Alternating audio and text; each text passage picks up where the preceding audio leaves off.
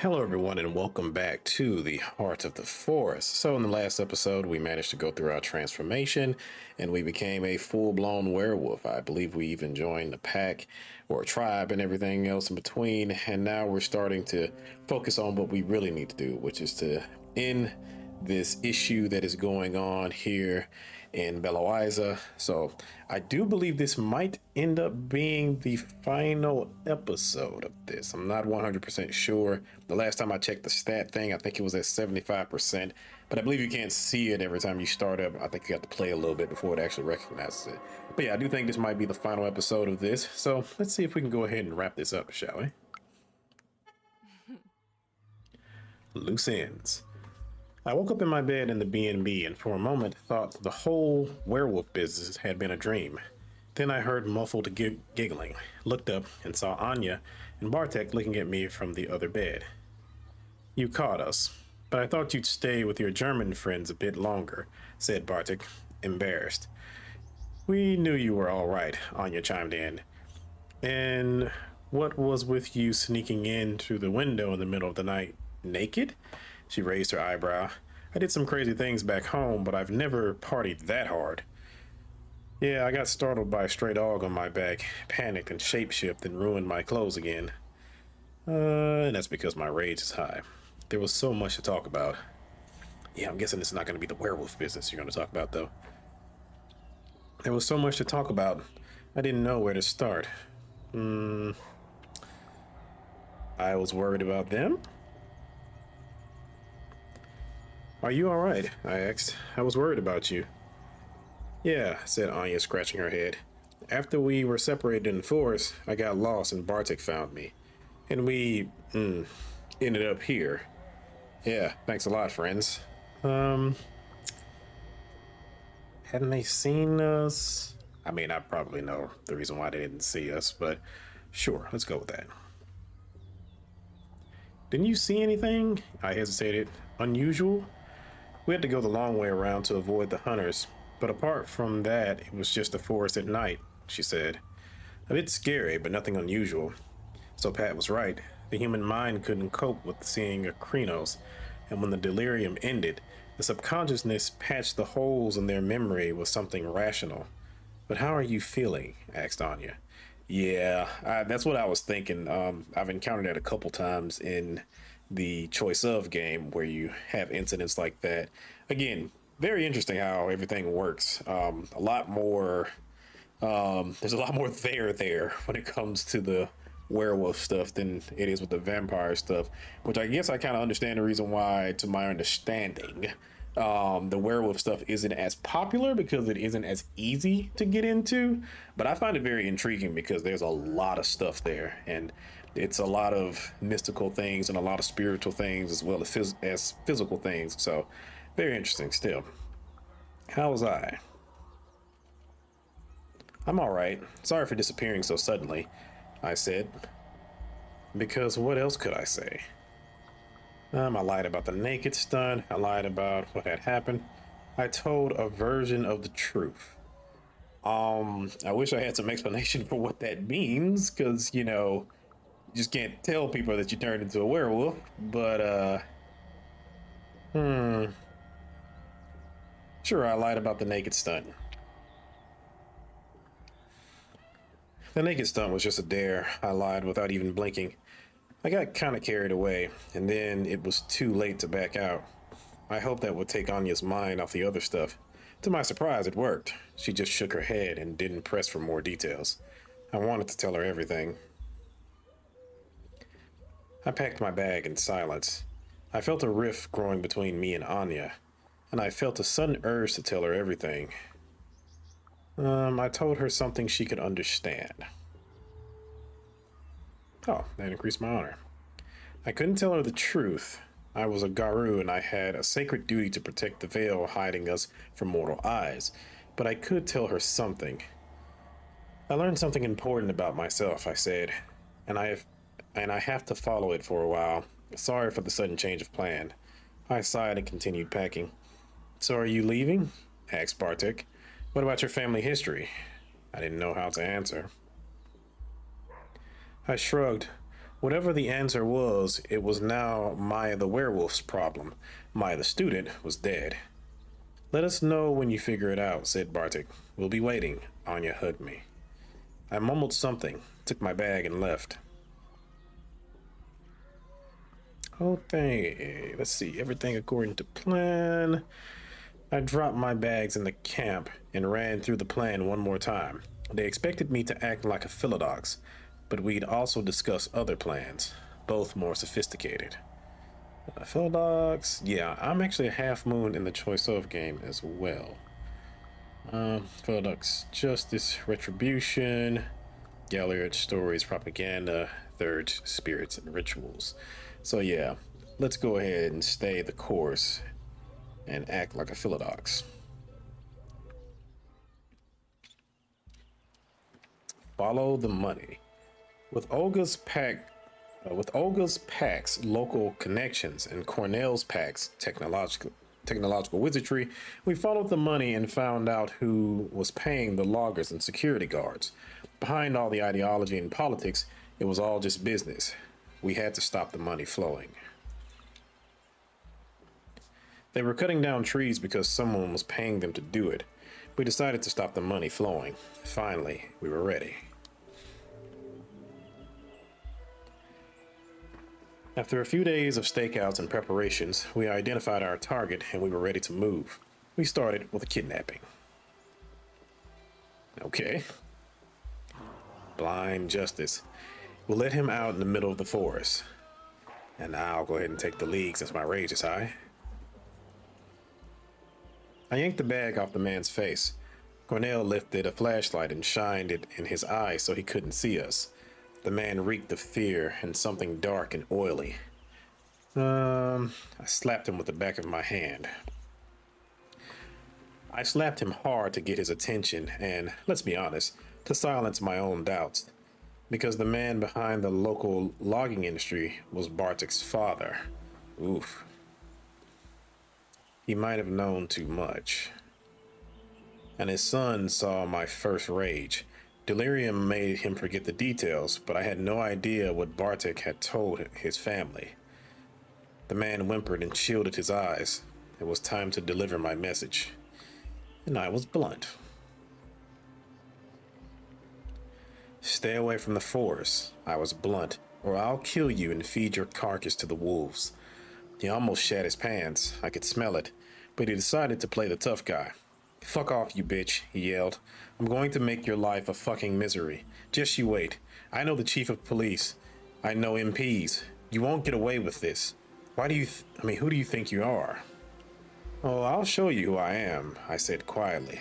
I felt Cornell tense by my side, but he said nothing, just watched. And I'm not gonna do anything just yet.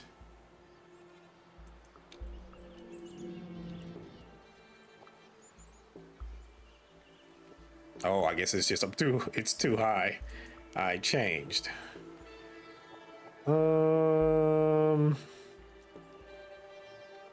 Let's see.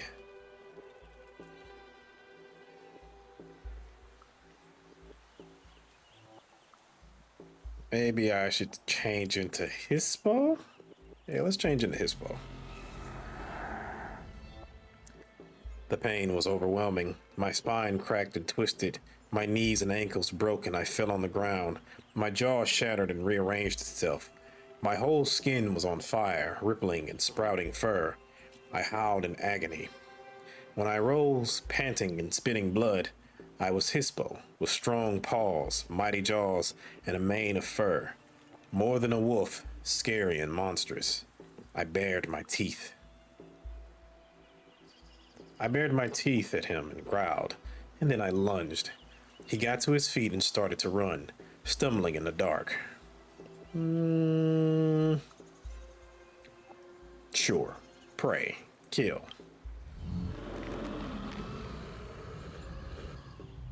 My killer instincts kicked in and I changed. I was Krenos, the war form. I feel rage washing over me like a wave of heat. I expand in every direction. I yelled at the top of my lungs.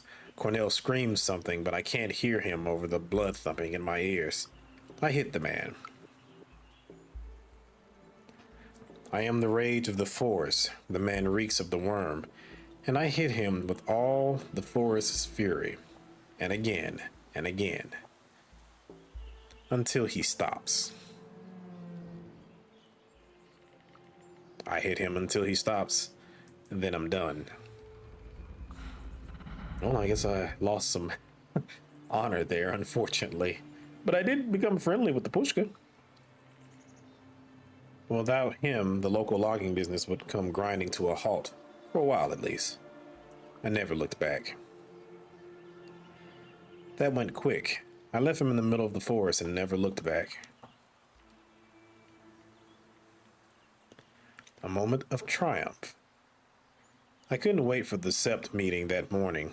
Punishing the local lobbyist was my rite of passage, and I knew that I did great. I couldn't believe that I made it so far. We met soon after the sunrise. I guess Cornell is going to be pissed. We met soon after the sunrise on the same clearing where I woke up for the first time as a Garou. Lisa looked at us all and smiled. Our patrons were looking at her expectantly, so she stepped towards the center of the clearing. I am the theurge of this sept, and I'm here to make sure we do things the right way. I held my breath. She turned to me, and I held my breath. Maya, come forth. Are you a cub who seeks recognition as an adult? I answered. I am, I answered solemnly. Are you an applicant to a tribe? Lisa asked again. I confirmed. I am, I answered. Who speaks for the cub? Lisa looked at her sepmates. I do, Cornell stepped forward. I'm blind prophet of the children of Gaia, Philodox of the Winter Weasel Pack. I observed the cub on her mission, and I am here to tell her story. Secret names, cool. I wondered if they all had cool secret names. They probably had. I love the ancient spiritual vibe of it all. Has the cub passed or challenged? Asked Lisa. I held my breath because Cornell is probably not going to say I did. I knew how it all happened, but I held my breath nevertheless. She succeeded, was the answer. But it was pure luck. She's not ready. The third shook her head. She succeeded, and that means she's ready. Lisa turned to me. Have you chosen your name? Lisa turned to me. My new secret name. Suddenly I remembered my grandfather talking about his old friends. He never used their real names. They were always Thunder or Gray or Needle. I'd always thought it was a guerrilla thing, some kind of war names. Now I wasn't so sure anymore. How to capture my whole life, my aspirations, my personality, my heritage in one name. I cleared my throat. Let's see. Mist, a name with more than one meaning. Scala, which was Polish for rock. And pine, a tree in the forest. I kind of want to go with pine, but I also kind of like Scala. I kind of would like to know what this means, since there's more than one meaning to it, and I'm kind of all over the place. Let's see. I think I'll go with Mist. Yeah, because, again, I have been all over the place, so, yeah, let's go with Mist. My Miss Borodich. My new name is Mist, I answered, thinking of Fog and one of the Valkyries from Norse legends. As for the tribe, choosing the tribe was another matter. Right. So,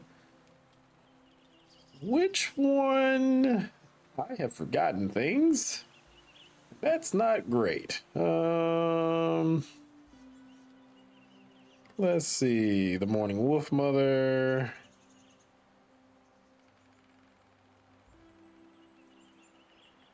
The Morning Wolf Mother. Which one was that? Maybe it was the Black Fury? It's not Child of Gaia, because that's Cornell's. So it's either got to be Black Fury or Bonar. And I can't see anything about the Pushka. Can't see anything about the Morning Wolf. Ah, shit. Finally, in my dreams, it was the Wolf Mother talking to me. This might be a horrible mistake. This might be a horrible mistake. I am going to go. Oh, and Lisa's neutral towards me. Kim is sympathetic. They're loyal. The Pushka is friendly. I'm gonna go with the Black Fury. I think that's right. Because I'm very sure it's not Child of Gaia. And I'm fairly certain it's not the Glasswalkers either. So, Black Fury? The almost all-female tribe focuses on atrocities committed against women. They know the mother is female and represent all the resentment and anger women harbor from thousands of years of male oppression, hated by the tribes because they only fight for half of the planet's inhabitants. After getting to know both Olga and Cornell better, I decided to become a Black Fury. Olga agreed to mentor me. Only one thing remained to end the ceremony and make me a full-fledged Garou. I had to join a pack. I had already sworn to the Wolf Mother. Winter Weasel was cautious. There was no love lost between me and Olga, but I was a valuable addition to her pack, and she was good enough a leader to recognize it. And so it was done. According to ancient rites, Lisa painted the mystical glyph of my tribe on my sternum. It disappeared after a moment, but whenever I closed my eyes, I could feel its warm touch between my breasts. Mist of the Black Furies, Philodox of the Morning Wolf Mother Pack, welcome to our sept, she said solemnly. Then she howled.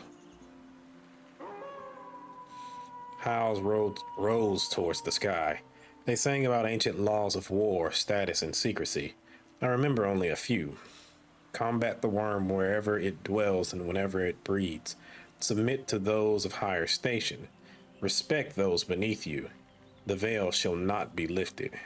I joined the song. Okay, got some willpower back and I got some of my honor back. I threw my head back and howled with my sept. I was a cub no more. I was ready to tell my own stories, to earn my own place in the pack, to howl my own songs.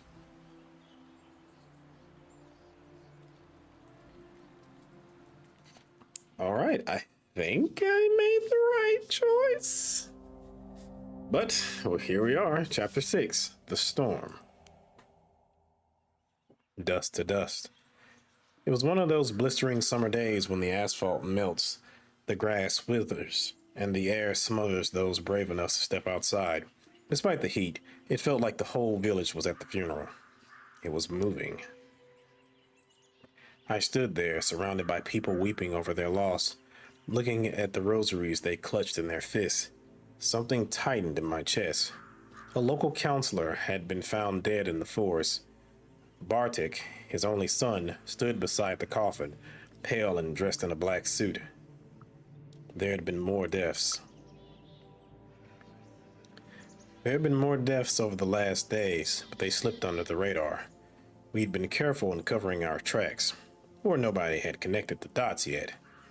Did they die because they deserved it, or did they happen to be in the wrong place at the wrong time, in the company of someone who couldn't hold her temper? Was that justice, or yet another sin demanding to be avenged? I could feel the tension seething around me. This death, this funeral had pushed the community, already weary and frightened by the recent disappearances in the forest, to the edge. The world was watching. The press is sympathetic. The press had swarmed to the funeral like flies. They were reporting on how the illegal logging was a danger to both the ecosystem and human lives. The police were watching the crowd with disinterest as they leaned lazily against the trees. It had become political.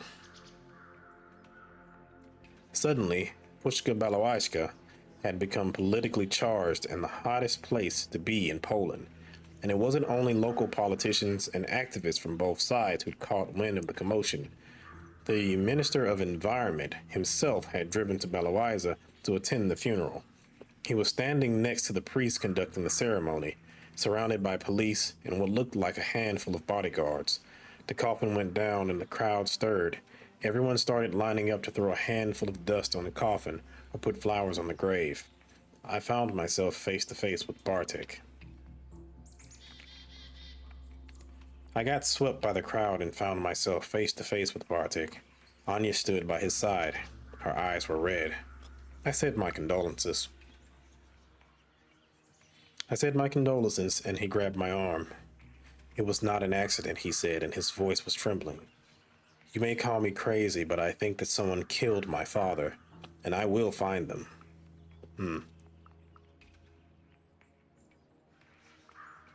I said nothing.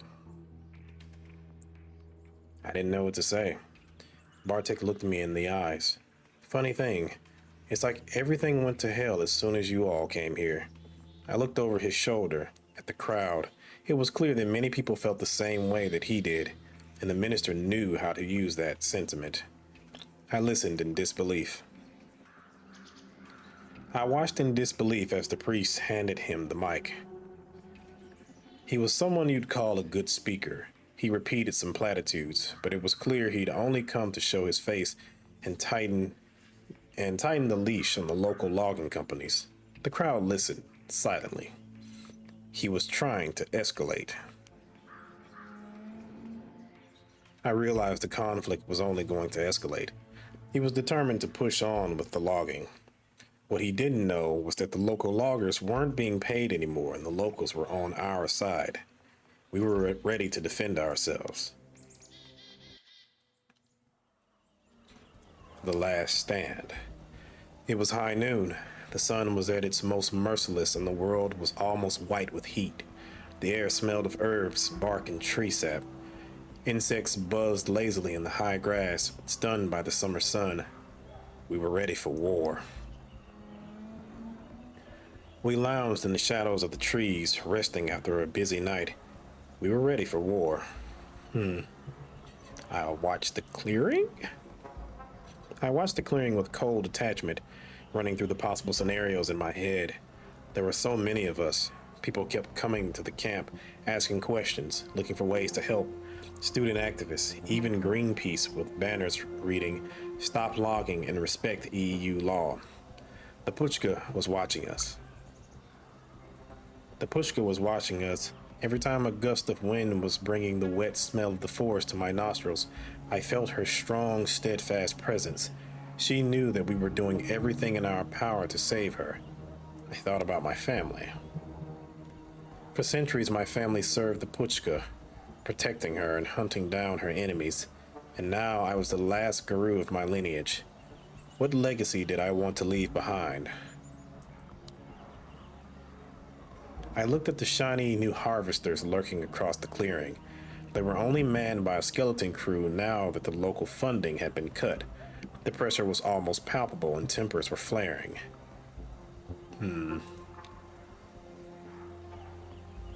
Everyone knows what to do? Olga asked, looking at my pack. I'll keep the security guards occupied, nodded Lisa. And I'll guard the Puchka's perimeter, growled Daniel. I glanced at the weasels. The weasels were in their positions among the protesters as agreed. That left the cops to me. I had kept my eyes on them. I'll keep my eyes on the cops, I said, and we'll make sure that the activists are safe. Yeah, that's the plan, Olga nodded with a bitter expression. The cops were gathering. The police were nervous, huddling in groups and shouting at each other and everyone who was in their way. Something was up. It was apparent that they were waiting for something. Then it reached the boiling point. It reached the boiling point when the minister arrived for a photo op. I had a bad feeling about it all. My stomach turned when I saw the black SUVs. I had a bad feeling. I felt my pulse race. I knew he was in for a nasty surprise. The reporters closed in on him, shooting uncomfortable questions about the legality of the logging and his forestry policy. In hindsight, you could argue that what happened next set a chain of events in motion that had life-changing consequences for many. But it all started earlier. But it all started centuries earlier when the first wolf cubs were stolen and the mourning wolf mother asked my foremothers for help. Everything that happened next, the burning villages, my grandfather escaping to America, my mother running away from my father, my return to Belawiza, was a direct consequence. The members of my SEP had already moved to their positions, and I also had my part to play. The minister was bad news. Probably. With him at the scene, everything will get harder, I sighed, pointing at the minister. Olga nodded. We went back to regroup. The activists, humans and werewolves alike, listened as we told them what had happened. The atmosphere was tense. We started our preparations. We prepared ourselves for the worst case scenario. Okay, let's move, I heard someone shout. Move it, people, move it. You know what to do. And they did. There was a lot of laughter and friendly pushing, chains linking, and some people darted up the trees to seat themselves in the branches.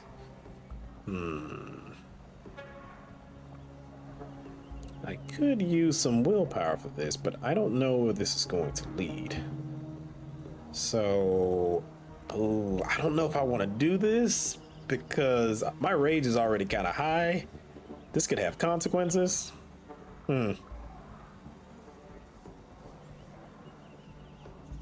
I'll go along with it. I was assigned to the human chain. I helped to form the human chain. Hey, I heard. Get those arms behind you. That's it. Attaboy. It hurts, moaned the man's voice. Next time, do some yoga beforehand, huh? That's it, people. Open your hearts so you can hold your wrists behind your backs. So I locked my wrists. I threaded my arms through the arms of the people to my left and right and then grabbed my wrists behind my back. It was tight on my shoulders, hot and very sweaty.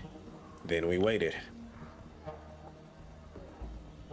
We sat down, one long human chain, and watched the loggers and police as they approached, and then stopped.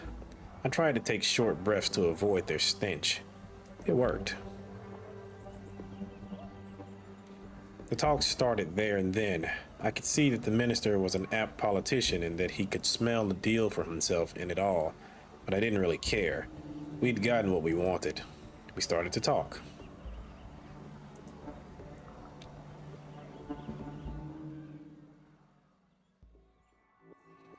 When the talk started, we weren't alone.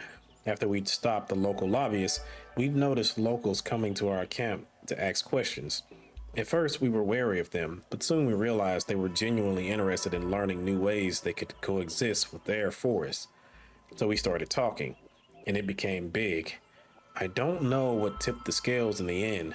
The press, the international attention, the local interest coming together, our passion.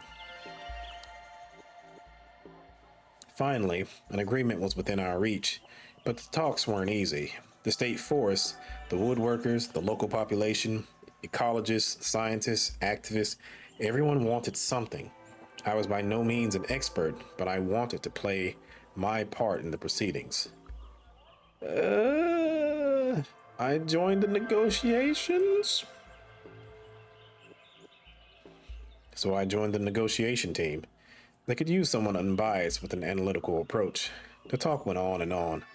Of course, I had my opinions. Everyone at the scene had their own opinions and their own point of view, and I had mine. In the middle of it all was, of course, the spruce bark beetle, such a convenient excuse for the extensive and illegal logging. The beetle had always been a part of the forest ecosystem, pointed out one of the ecologists. But the recent droughts made the spruce more susceptible than ever, the foresters countered. We have to cut down the trees to stop a total disaster. I saw one problem with this approach.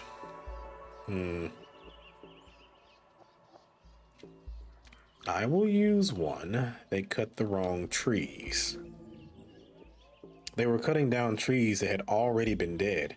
To stop the spread, they'd have to target trees that were freshly infected. Their approach was just ineffective. You fetishize the forest, scoffed one of the officials. People cultivated it for hundreds of years, and it cannot survive without our help. He's right. You want to take our forest from us. A group of locals attacked the activists. You're not from here. You tell us how to live our lives. Yet they unbalanced the ecosystem. The problem was that human intervention unbalanced the ecosystem, and if they pushed it any further, they'd lose all that made the Puchka unique. Opinions clashed, tempers flared, but eventually, new constructive ideas started to emerge. At least one of them caught my attention. The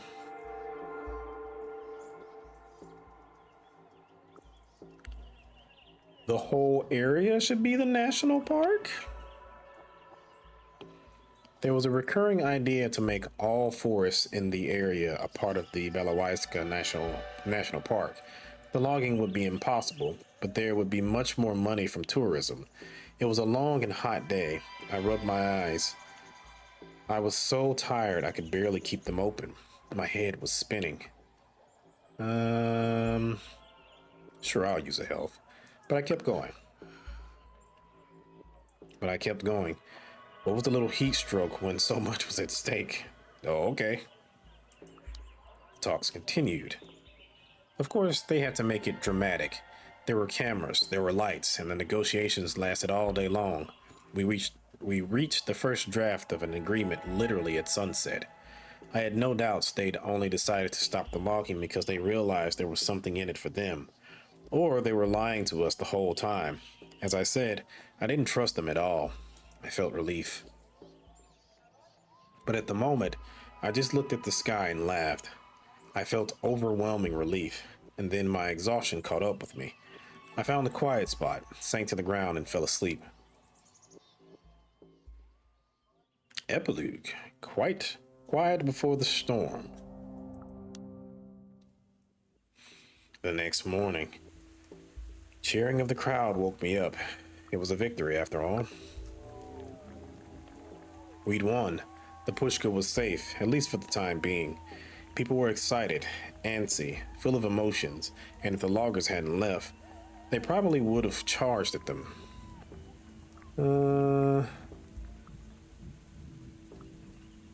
Sure, I'll get my rage all the way up. I was almost disappointed. But to my disappointment, now there was no one to fight, so we partied to blow off steam instead. Soon we were all dancing, talking, singing, and in some cases, making out in the shadows. I had to stop one from making a fire. I mean, for fuck's sake, we were in the middle of the forest during a drought. My friends didn't join in the festivities. They just sat at the logs looking at the humans with weary eyes. I joined them. I found my pack. We sat in the shadows, far from the humans. Look at them, murmured Olga. Loud, messy, stupid. Tomorrow this place will look worse than if we'd let them do the logging. I'll agree. It's depressing, I sighed. Olga looked at them for some time. Well, maybe with time they'll turn this energy into something more useful. We'll have to wait and see. I wasn't so sure. I wasn't sure if I shared her optimism. Time would tell who was right. Under the trees, we gathered in the clearing in which I had first woken up as a guru. Lisa stood in the middle of the clearing, the wolf and the weasel circling her and each other cautiously. Now, she said, looking at Cornell and Olga, you need to solve this, today. Olga nodded. There was determination in her eyes. I didn't always agree with you, Cornell, she said, but we could use your skill right now. That night, we fought. The rifts that divided our sept proved unconsolable. Cornell looked defeated. There was no hope in Cornell's gray eyes. They weren't piercing now, but ashen. Something had died in his soul that night, and it would never come back. It was clear that Olga was our leader now, for better or worse. No one dared defy her. No one dared to defy the Black Fury in her sacred mission. Lisa and our patrons made sure that we did right by Garou law, and the sept matters were resolved. But more had happened that summer. But it didn't cover everything that had happened that summer, though some consequences would have to unravel with time. Anya and Bartek were still alive. I'm guessing that means that they can die? Despite everything that had happened, Anya and Bartek were still alive. They both looked for his father's murderers. Bartek would never believe the official report. I watched over them and worried, but it was all still ahead of me. For now, the first chapter of my new life was coming to an end. I'd come here to learn about my roots. Achieved. Goal. Mystery. I dug my hands deeper into my pockets. My family had fought the humans who invaded the forest for generations, and now there I was, making pacts of non-aggression with the loggers. Was I a traitor, or was I the one who'd finally got it right? The story is almost over. This might be a good time to take the last look at your character sheet. The clearing was empty and full of sunlight. The harvesters were gone, leaving the scars of their tracks behind. People were cleaning up the campsite, making plans to turn the temporary protest site into a permanent tent town. I took a deep breath. The air was sweet and smelled of coming rain. The upturned soil smelled of turf and the sweet aroma of decay. There would be a storm later that day. I could feel it. A faint, sharp layer of electricity surrounded the wetness. I smiled. I liked my new sense of smell. This is not the end, said the ash-gray wolf. I assume you know that. I sighed. Of course I knew. It was just a momentary break, a truce that both sides needed to regroup and reinforce. Yeah, I know, I sighed, looking around. I had something else on my mind. There was a squirrel somewhere. I could smell it. I wanted to chase it, to run, to feel the thrill of adrenaline rushing through my veins, but I couldn't spot it. It mocked me from the branches above, squeaking curses in its squirrel tongue. I could see it. I couldn't see it. But I ran anyway. So I ran just for the thrill of it. Okay, you finished Heart of the Forest. Cubs gather around the fire and listen to the story of Maya Borodich, known among the Garou as Mist of the Black Furies, Philodex of the Morning Wolf Mother Pack. Her judgments were wise. Maya managed to negotiate a fragile peace and stop the harvesters, but would it hold?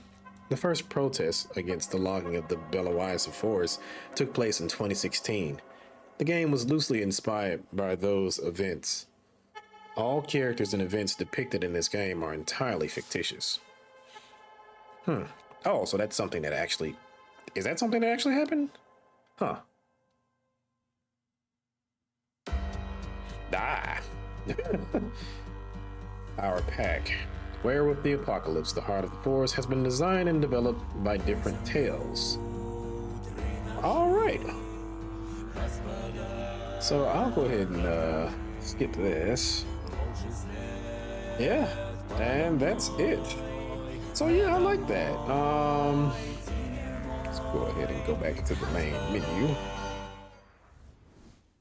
But yeah, I really did like that. That was actually very, very good. It was a lot better than Coteries of New York. I don't know about Shadows of New York because again, I jumped into that, but I didn't finish it. But there seemed to be a lot more buildup in Shadows of New York. And I think that's kind of the only gripe that I have about with the majority of these games is that I feel like the World of Darkness lore and stuff is very, very deep. and there's a lot there. I mean, I've spent hours and days just going through some of the stuff and some of the characters and things like that. And I just feel like none of the games, aside from the one that I'm playing right now, the choice of game, none of the games really captures just how deep this lore really is. And it kind of makes it out to be a lot of surface level things that, you would tend to see in other media, where it's just like, this is a very simplified versions of werewolves or a very simplified versions of vampires and things like that.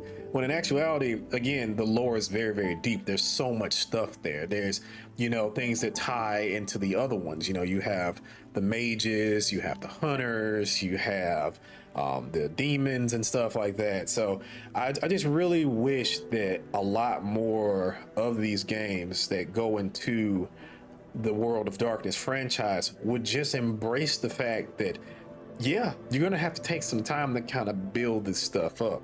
Because that was the one thing that that's the main thing that I really, really like about the Book of Hungry Names. The Book of Hungry Names, there's a lot of buildup. And again, like I said, this is 1.6 million words as far as I know.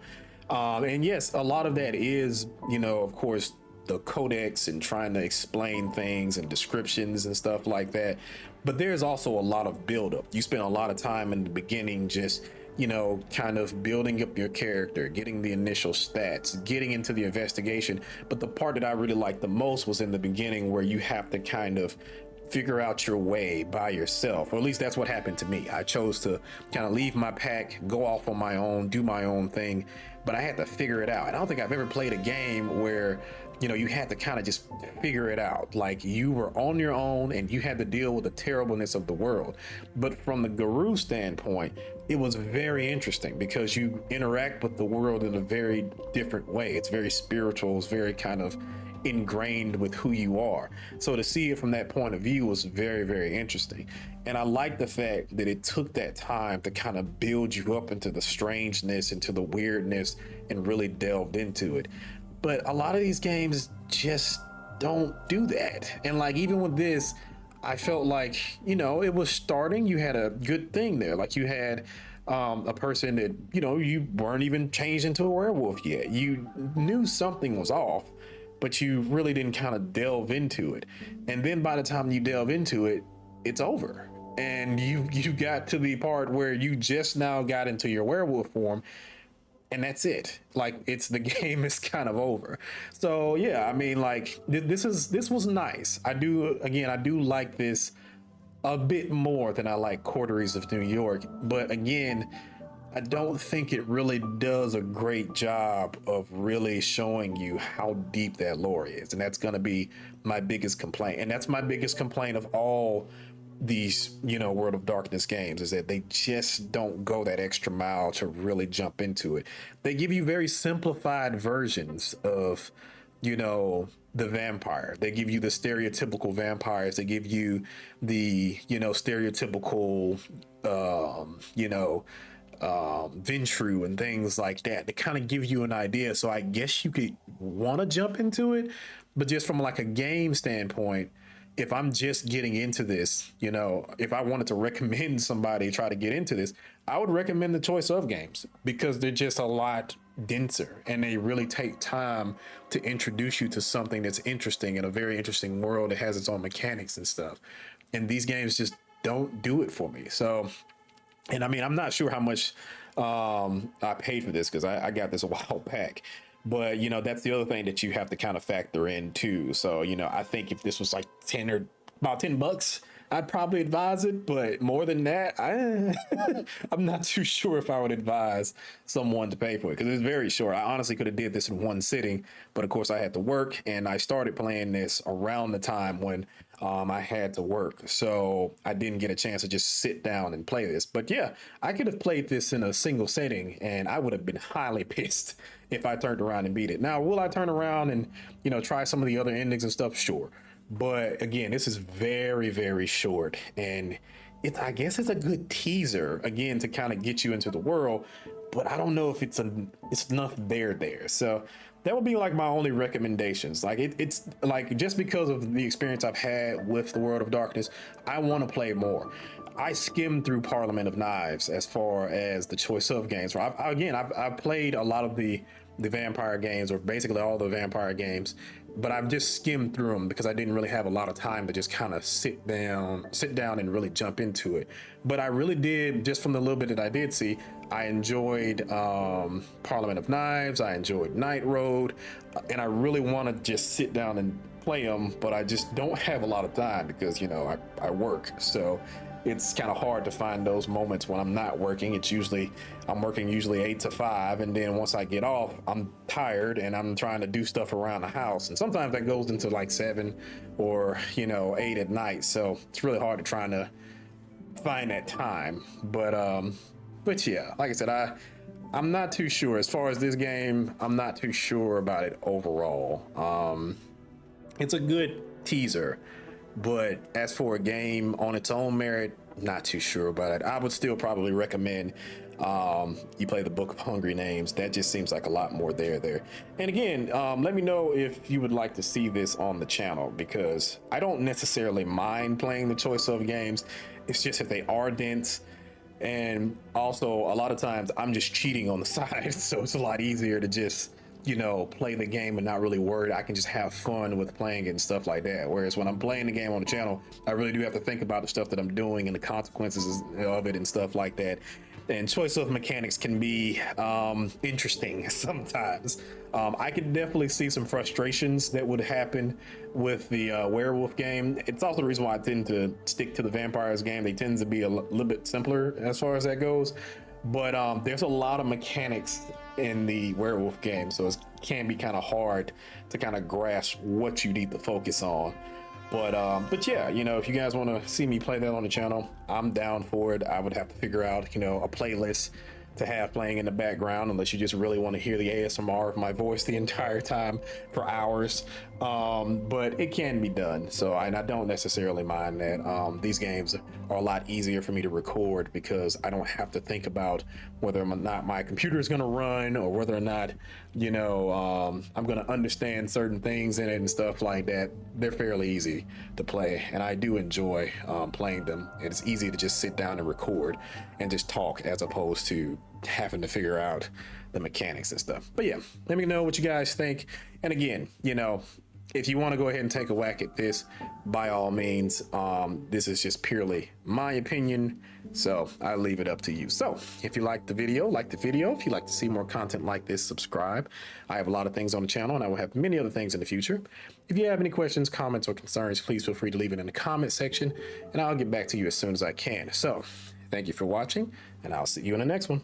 See ya.